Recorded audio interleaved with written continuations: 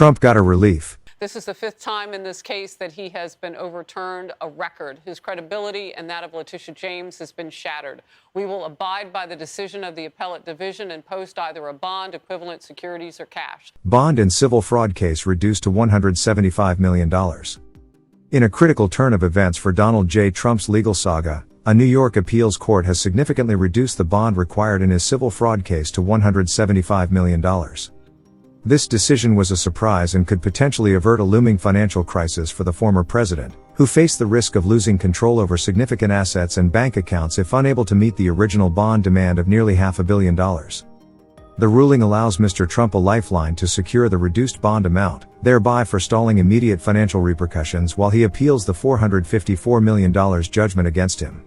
His legal team now has a 10-day window to secure the bond, which will necessitate a substantial portion of his available cash and other investments as collateral. While this decision doesn't directly address the merits of Mr. Trump's appeal, legal experts suggest it hints at the appellate court's potential sympathy towards his case.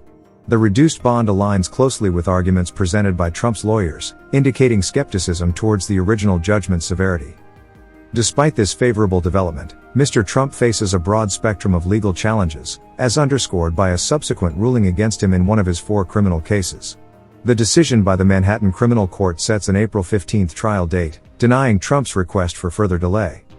In the civil fraud case, Trump's legal team argued for a smaller bond or a complete pause, denouncing the original judgment as disproportionate and unconstitutional. Despite the reduction, the New York Attorney General's office emphasized that Mr. Trump remains accountable for his alleged fraudulent activities.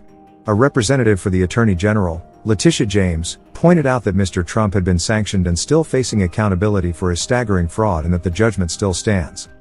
However, Trump's legal representatives hailed the ruling as a significant step towards overturning what they deem a baseless judgment. The ruling today represents a great first step towards the ultimate reversal of a baseless and reckless judgment, Christopher M. Keiss, one of his lawyers said. With ongoing attacks against the Attorney General and the trial judge, Trump maintains his narrative of being targeted by political adversaries. Mr. Trump made a statement in which he said that he would respect the decision made by the court and would either post a bond or provide the money himself. He also commented that the appellate court's decision to reduce the bond amount is an indication of the absurdity and outrageousness of the $454 million judgment against him. The appeals court's decision also temporarily alleviates some of the stringent restrictions imposed by the trial judge, signaling potential reservations about the initial ruling's breadth. Yet, despite this reprieve, Mr. Trump's financial vulnerabilities persist, necessitating careful management of his resources amid ongoing legal battles. Although the appellate division in Manhattan did not make a direct ruling on the merits of Mr. Trump's appeal, its decision suggests that some of the judges might be sympathetic to his case.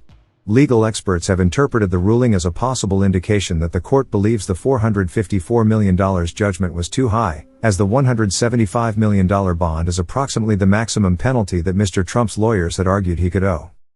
The Hans geniuses, do you think Trump has been vindicated by this appellate court ruling?